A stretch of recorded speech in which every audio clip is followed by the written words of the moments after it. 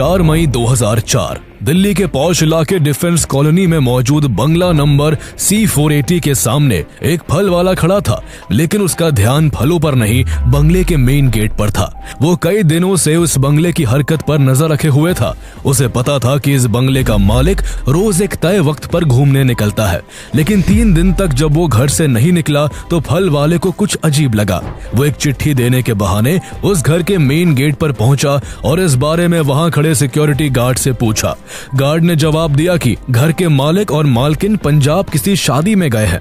ये सुनते ही उस फल वाले के होश उड़ गए। उसने आनन फानन में अपनी जेब से फोन निकाला और तुरंत एक नंबर मिलाया।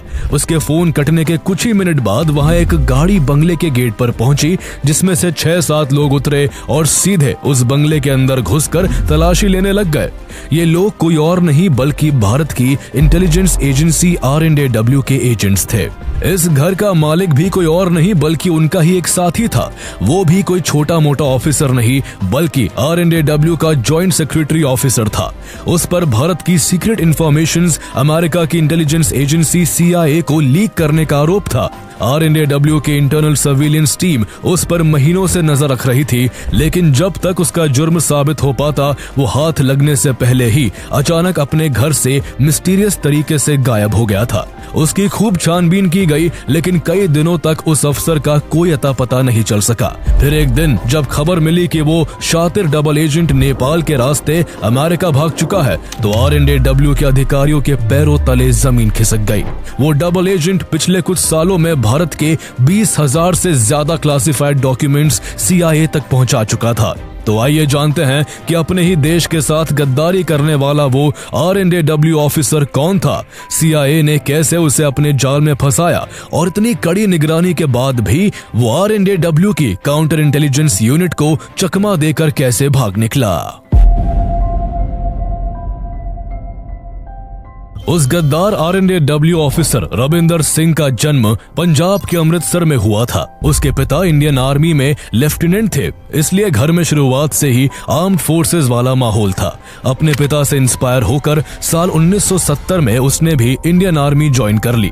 उसकी पहली पोस्टिंग गोरखा रेजिमेंट में हुई और कुछ ही सालों में प्रमोट होकर वो मेजर बन गया। लेकिन वक्त के साथ उसकी दिलचस्पी सैन्य सेवा से कम होने लगी। रूटीन की जिंदगी उसे अब बोर करने लगी थी। इसी दौरान स्पेशल मिशन के लिए वो डेप्यूटेशन पर R&AW से जुड़ा और यहीं से उसकी जिंदगी ने करवट बदल ली। इंटेलिजेंस की दुनिया उसे इतनी रोमांचक लगी कि उसने फौज छोड़कर R&AW में शामिल होने का फैसला कर लिया। 1986 में वो अपने पिता के कनेक्शंस के सहारे आर्मी से वॉलंटरी रिटायरमेंट लेकर R&AW ज्वाइन करने में सफल हो गया। R&AW में ज्वाइनिंग के बाद रविंदर सिंह की पहली पोस्टिंग अमृतसर में हुई। यहाँ उसे पाकिस्तानी इंटेलिजेंस एजेंसी ISI द्वारा सेपरेटिस्ट को दी जा रही ट्रेनिंग के बारे में जानकारी जुटाने की जिम्मेदारी दी गई। इसके बाद उसे वेस्टर्न एशिया के कुछ देशों और फिर हॉलैंड के हेग भेजा गया, जहां उसका काम उस इलाके में एक्टिव सिख सेपरेटिस्ट की गतिविधियों पर बारीकी से नजर रखना था। लेकिन हॉलैंड में काम करते हुए उसकी छवि एक दिल फेंक आदमी की बन गई थी। यहाँ वो काम कम और अपना समय शराब पीने और औरतों के पीछे भागने में ज्यादा लगाता था। उस दौरान वो अक्सर अनजान लोगों के साथ वो बातें भी शेयर कर देता था जो कि एक इंटेलिजेंस ऑफिसर को कभी नहीं करनी चाहिए। हालांकि इसके बावजूद R&AW के सीनियर ऑफिसर उसे गंभीरता से लेने लगे थे, क्योंकि उसने ज्वाइनिंग के कुछ वक्त बाद ही एजेंसी के लिए एक बड़ा काम किया था। R&AW को अमेरिकन गवर्नमेंट की कुछ सीक्रेट फाइल्स की तलाश थी और रविंदर ने अपनी चालाकी और पर्सनल कनेक्शंस का इस्तेमाल करके ये काम कर दिखाया। उसने CIA के फ्रंट ऑर्गेनाइजेशन USAID में काम करने वाले अपने एक रिश्तेदार का इस्तेमाल करके वो गोपनीय दस्तावेज हासिल किए और R&AW को सौंप दिए। इसके बाद से ही रविंदर सिंह R&AW के सीनियर ऑफिसर्स की नजरों में आ गया था। इसलिए एक औसत दर्जे का डेस्क ऑफिसर होने के बावजूद उसने यहाँ कुछ ही सालों में काफी तरक्की कर ली। पहले वो R&AW का डेप्यूटी सेक्रेटरी बना और फिर ज्वाइंट सेक्रेटरी बन गया। हालांकि जैसे जैसे वो प्रमोशन पाता गया उसकी आदतें और ज्यादा खराब होती गई। वो अपने सीनियर और जूनियर साथियों के साथ पार्टियां करने में मशगूल रहता। इन सब में उसके काफी पैसे खर्च हो जाते, इसलिए वो हमेशा एक्स्ट्रा इनकम के बारे में सोचता रहता था। उसकी यही आदतें उसे एक ऐसे रास्ते पर लेकर जा रही थी जहां वो CIA के चंगुल में फंसकर अपने ही देश के साथ बहुत बड़ी गद्दारी करने वाला था। रविंदर सिंह CIA के जाल में कैसे फंसा, ये जानने से पहले हमें थोड़ा पीछे चलना होगा। 1950s में कोल्ड वॉर के दौरान अमेरिका का मकसद था कि वो किसी भी तरह सोवियत यूनियन से आगे बना रहे, चाहे इसके लिए उसे दुनिया भर से स्ट्रेटेजिक इंफॉर्मेशन ही क्यों ना चुरानी पड़े। इसी मकसद से अमेरिका ने साल 1953 में यूनाइटेड स्टेट्स इंफॉर्मेशन एजेंसी यानी USIA की स्थापना की और इस एजेंसी की ब्रांच इंडिया समेत दुनिया के कई देशों में खोल दी गई। कोल्ड वॉर के समय में इंडिया फॉर्मली अमेरिका और सोवियत यूनियन में से किसी का भी पक्ष ना लेकर नॉन अलाइनमेंट की पॉलिसी को फॉलो कर रहा था। हालांकि भारत के सोवियत के साथ अच्छे रिश्ते थे, इसलिए अमेरिका इंडिया पर क्लोजली नजर रखना चाहता था। अमेरिका की USIA ने भारत में कल्चरल प्रोग्राम्स, मीडिया इवेंट्स और एकेडमिक एक्सचेंज जैसे प्रोग्राम्स कंडक्ट करके कई पॉसिबल टारगेट्स को इन्फ्लुएंस करने का काम करना शुरू किया। उनका मकसद ऐसे इंडियन गवर्नमेंट ऑफिशियल्स को अपने जाल में फंसाने का था जो भारत की फ्यूचर पॉलिसीज का हिस्सा हो, ताकि वो उनका इस्तेमाल करके इंडिया के अंदरूनी दस्तावेज और सीक्रेट इंटेल को वॉशिंगटन तक पहुंचा सके। इसके अलावा अमेरिका ने अपने CIA एजेंट्स भी एक्टिवेट कर रखे थे। कहा जाता है कि सिक्किम के राजा पाल्डेन थोंडुप नामग्याल की पत्नी होप कुक भी एक CIA एजेंट थी।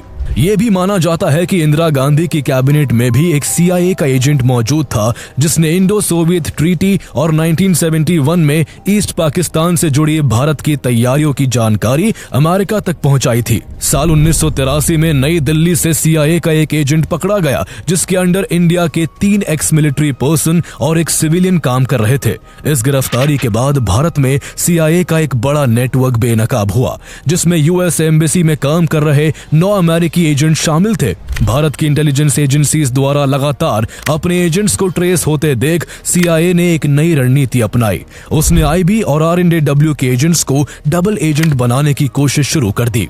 साल 1986 में रविंदर सिंह की पोस्टिंग सीरिया के दमास्कस में मौजूद इंडियन एम्बेसी में फर्स्ट सेक्रेटरी के तौर पर हुई। उस दौरान भारत को सोवियत यूनियन से मिलने वाले फाइटर एयरक्राफ्ट के स्पेयर पार्ट्स की सप्लाई में लगातार रुकावटें आ रही थी, क्योंकि उस वक्त सोवियत यूनियन अपने सबसे बुरे दौर से गुजर रहा था और कोलैप्स होने की तरफ बढ़ रहा था। इसी बीच इंडियन एयरफोर्स की एक टीम को एक सीक्रेट मिशन के तहत उन एयरक्राफ्ट के कैनोपीज और अन्य स्पेयर पार्ट्स की तलाश में सीरिया भेजा गया।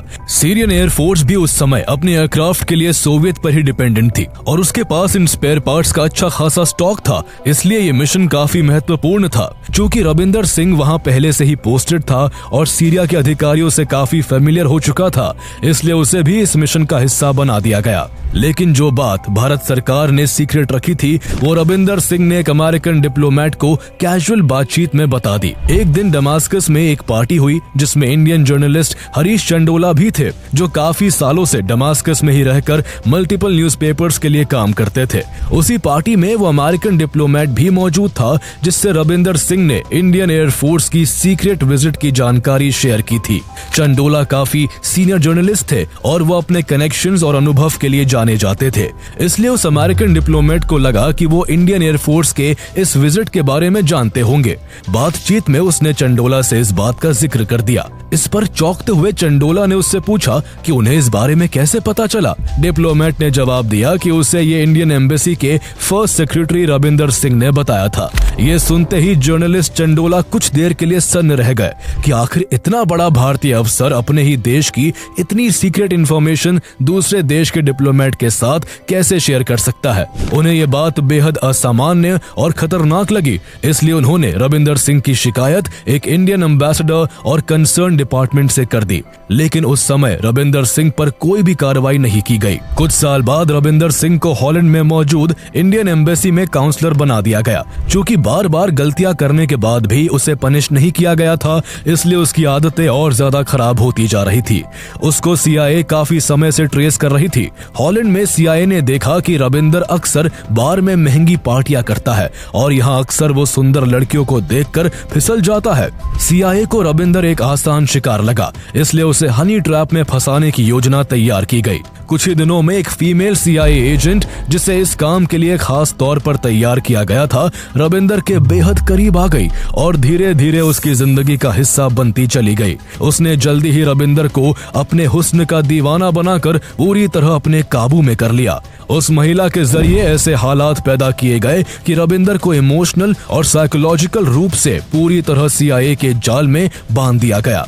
यही वो मोड़ था जब रविंदर सिंह एक डबल एजेंट बन चुका था। माना जाता है कि RNAW के अपने करियर के शुरुआत में रविंदर सिंह ने जिस रिलेटिव के जरिए अमेरिकन गवर्नमेंट की सीक्रेट फाइल्स चुराई थी, वो भी CIA के ही प्लान का एक हिस्सा था। कहा जाता है कि उसका वही रिलेटिव जो बार बार इंडिया आता था और कई बार रविंदर के घर भी रुकता था, असल में CIA का ही आदमी था। डबल एजेंट बनने के बाद रविंदर ने अपने इसी रिलेटिव के जरिए भारत के कई क्लासिफाइड डॉक्यूमेंट्स CIA तक पहुंचाए थे। 1992 में जब रविंदर की पोस्टिंग केनिया के नैरोबी में थी, उसी बीच एक दिन उसको हार्ट अटैक आ गया। उस समय उसके पास इतनी सेविंग्स नहीं थी कि वो बाईपास सर्जरी करा सके। उसने खुद को इकोनॉमिक क्राइसिस में बताते हुए उस समय के minister of state for external affairs से वॉशिंगटन DC में अपनी पोस्टिंग की गुजारिश की थी, ताकि उसे कुछ एक्स्ट्रा इनकम मिल सके। उसकी एक ख्वाहिश तो पूरी नहीं हो सकी, लेकिन उसका इलाज जरूर हो गया। उसकी वियना के एक बहुत बड़े हॉस्पिटल में सर्जरी हुई थी। कहा जाता है कि इसका पूरा खर्च CIA ने उठाया था। हालांकि साल 1998 तक CIA को रविंदर सिंह की कोई खास जरूरत नहीं पड़ी, लेकिन जब उसी साल इंडिया ने पोखरण में सक्सेसफुली न्यूक्लियर टेस्ट किए और CIA को इसकी भनक तक नहीं लग सकी, तो अमेरिकी खुफिया एजेंसियों में हड़कंप मच गया। यह अमेरिका के लिए एक बड़ा झटका था। यही वो मोड़ था जब रविंदर सिंह CIA के लिए एक कीमती मोहरा बन गया। इसके बाद CIA ने उससे धीरे धीरे भारत के सेंसिटिव इंफॉर्मेशन निकलवाने शुरू कर दिए। रविंदर भी बिना किसी की नजर में आए बड़ी चतुराई से ये काम करता रहा। कई साल फॉरेन कंट्रीज में काम करने के बाद अर्ली 2000s में रविंदर सिंह की posting as a joint secretary new Delhi के RNAW हेडक्वार्टर्स में हुई, जहां उसे साउथ ईस्ट एशिया ऑपरेशंस को देखना था। इस पद पर रहते हुए रविंदर को भारत की कई स्ट्रेटेजिक और इंटेलिजेंस फाइल्स तक सीधा एक्सेस मिल गया। RNAW हेडक्वार्टर्स में जॉब करने के दौरान रविंदर सिंह काफी बार नेपाल आता जाता रहता था। दरअसल नेपाल में मौजूद अमेरिकन एम्बेसी में CIA का स्टेशन चीफ डेविड वकाला काउंसलर के तौर पर काम करता था और वही रविंदर का हैंडलर था। हर बार रविंदर के नेपाल आने पर डेविड उससे मिलता, अपडेट्स लेता और आगे की प्लानिंग समझाता।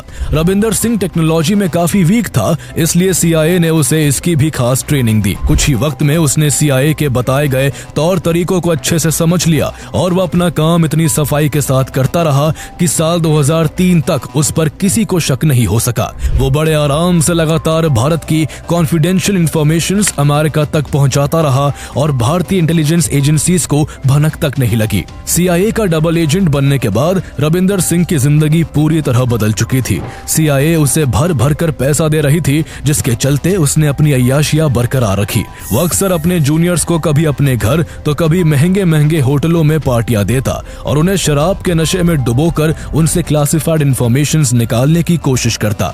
वो इस तरह अपने कई साथियों से इंटेलिजेंस हासिल कर चुका था, लेकिन अभी तक किसी को उस पर शक नहीं हुआ था। साल 2003 में रविंदर ने एक बार फिर वही ट्रिक अपनाई। उसने अपने एक जूनियर अफसर को पार्टी पर बुलाया, उसे खूब शराब पिलाई और उससे कुछ सेंसिटिव डिटेल्स पूछने लगा।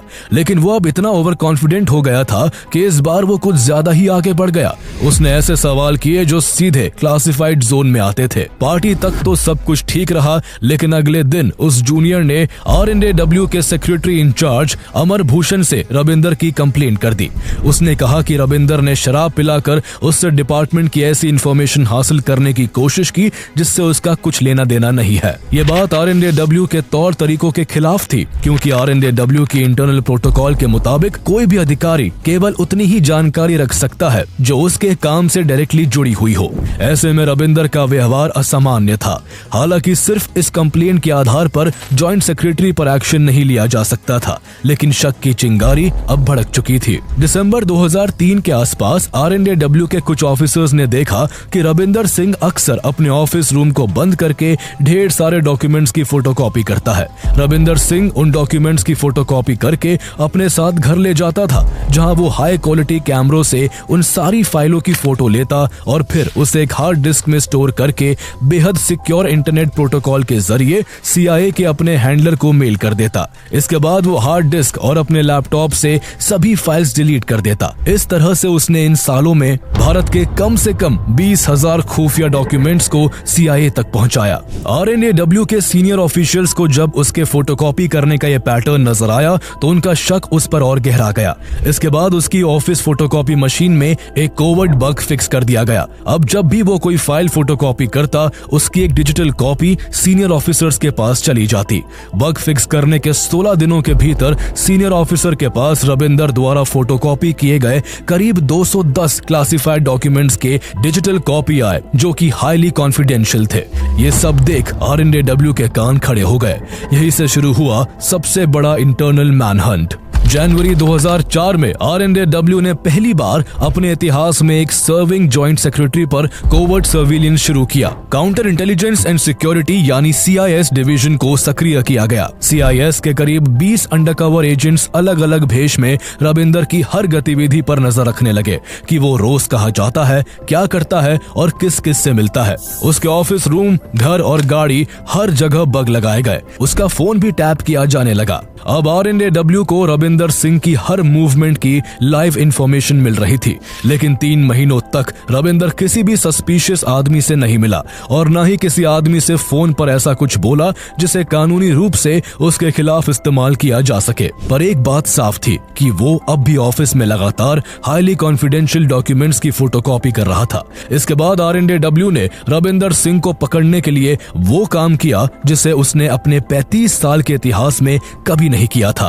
अप्रैल 2004 में एक दिन जब ऑफिस आवर खत्म हुए तो RNAW हेडक्वार्टर के मेन गेट पर अचानक सभी एम्प्लॉइज को रोक लिया गया और उनके बैग्स की तलाशी ली जाने लगी।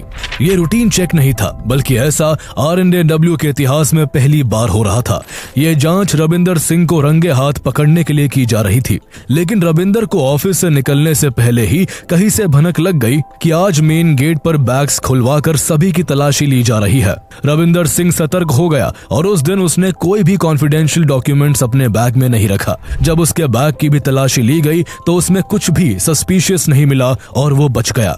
कुछ दिन बाद RNAW चीफ CD सहाय ने एक मीटिंग बुलाई और उन्होंने साफ किया कि ये तलाशी किसी एक आदमी के खिलाफ नहीं थी, बल्कि इसका मोटिव केवल RNAW की सिक्योरिटी को और मजबूत करना था। इस बैठक में जॉइंट सेक्रेटरी की हैसियत से रविंदर सिंह भी शामिल था। CD सहाय के सामने तो उसकी कुछ बोलने की हिम्मत नहीं हुई, लेकिन मीटिंग खत्म होने के बाद वो बड़बड़ाते हुए बाहर आया कि ये सीनियर ऑफिसर से पेश आने का सही तरीका नहीं है। हालांकि रविंदर को अब तक इस बात का कोई अंदाजा नहीं था कि उस पर RNAW की काउंटर इंटेलिजेंस यूनिट नजर रख रही है और उसकी गाड़ी का ड्राइवर, उसके ऑफिस का सफाई कर्मी, यहाँ तक कि उसके घर के बाहर खड़ा फल वाला, सब के सब अंडरकवर एजेंट्स है। इसी दौरान उसने ऑफिस से अमेरिका में एक फैमिली फंक्शन अटेंड करने का रीजन देकर कुछ दिनों की छुट्टी मांगी। इससे पहले भी वो छुट्टियां लेकर साल में एक बार अमेरिका जाता रहा था। उसके भाई बहन और उसके बच्चे वही सेटल थे, इसलिए हर बार उसे छुट्टियां दे दी जाती थी।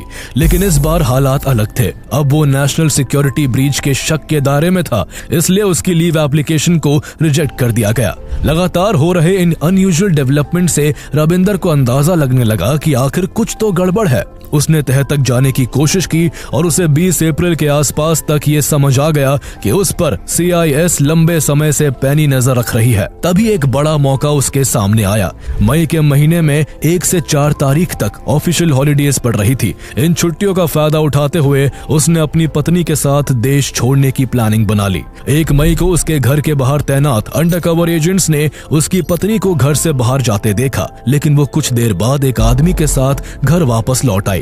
कुछ देर बाद वो आदमी जो रविंदर के घर आया था वो रात के खाने के बाद वापस लौट गया।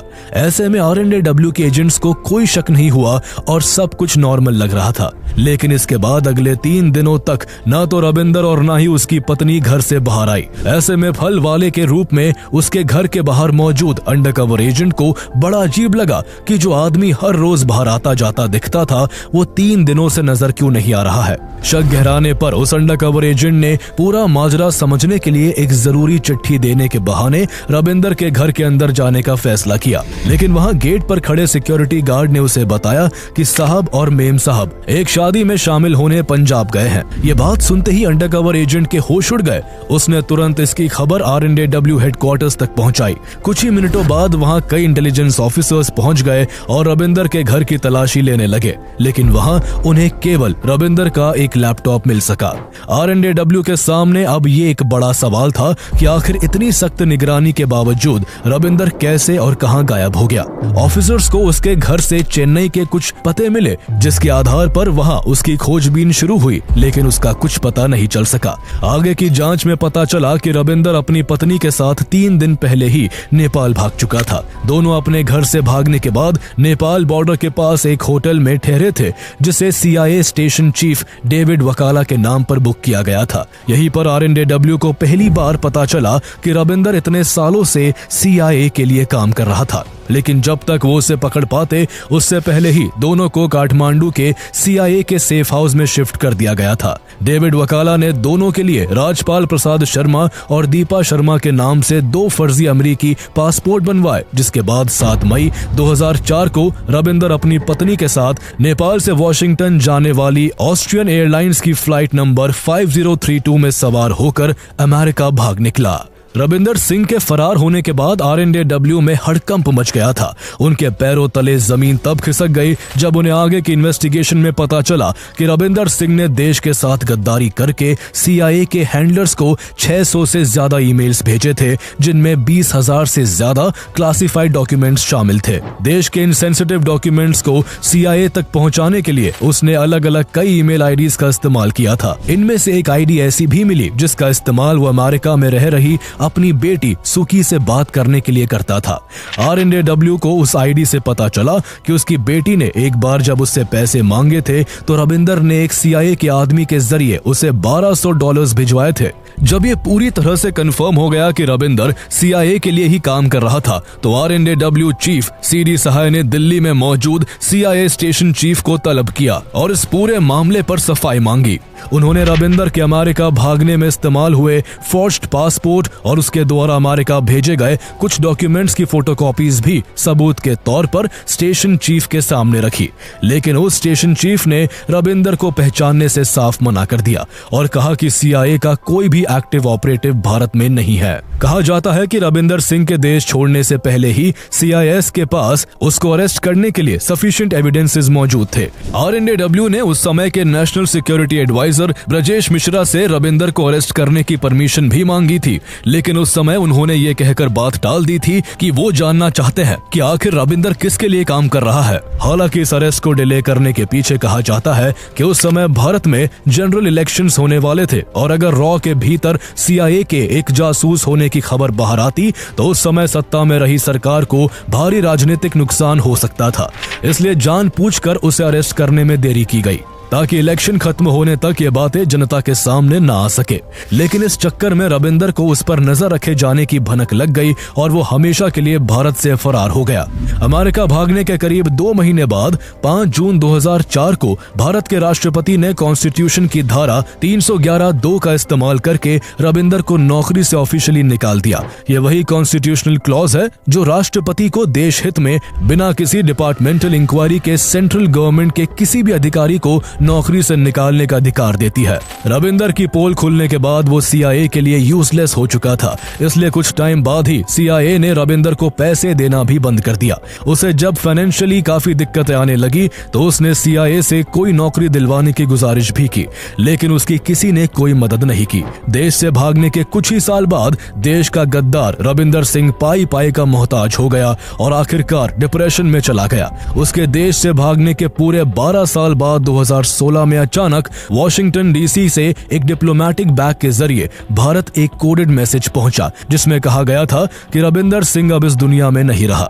पता चला कि उसकी मौत मैरीलैंड में एक रोड एक्सीडेंट में हुई थी। हालांकि ये सड़क हादसा था या फिर CIA की कोई साजिश थी, इस पर आज भी सवाल उठाए जाते हैं। किसी ने सही कहा है कि नाम में क्या रखा है, इंसान की पहचान उसके काम से होती है। एक तरफ ये रविंदर सिंह था जिसने अपने निजी फायदे के लिए अपने ही देश से गद्दारी की, वहीं दूसरी तरफ ब्लैक टाइगर के नाम से मशहूर जाबाज स्पाई रविंद्र कौशिक थे, जिन्होंने देश के लिए अपनी पूरी जिंदगी कुर्बान कर दी थी। देश के लिए खुफिया जानकारी निकालने के लिए उन्होंने न केवल अपने नाम, धर्म और पहचान को बदला, बल्कि पाकिस्तान में जाकर वहां की लड़की से शादी करके घर बसाया और पाकिस्तान की फौज में मेजर तक बन गए।